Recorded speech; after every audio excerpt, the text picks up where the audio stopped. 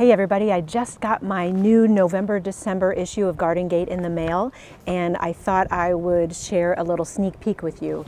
It's our Reader Garden issue, and so there are lots of great reader ideas here. To start with, you'll see a tour of Jim and Carol Poole's garden in Roswell, Georgia.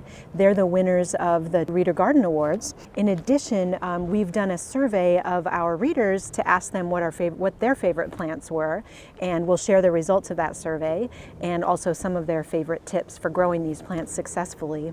And then, as always, you'll see our reader tips pages, and on those reader tips pages in this issue you'll find easier ways to prop up plants and get rid of pine cones, and also some good ideas for protecting roses and containers in winter.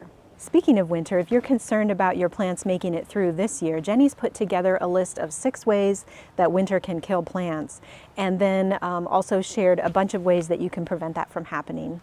Coreopsis deserves a spot in almost every perennial garden. These long blooming beauties are so versatile, and breeders are coming up with new colors every year. Let us help you decide which one is right for your garden situation and give you some tips for growing them well. If you're starting to think about holiday gifting this year, check out this article from the Garden Gate team about garden tools. These are time and effort-saving things that we all wish we'd known about years ago.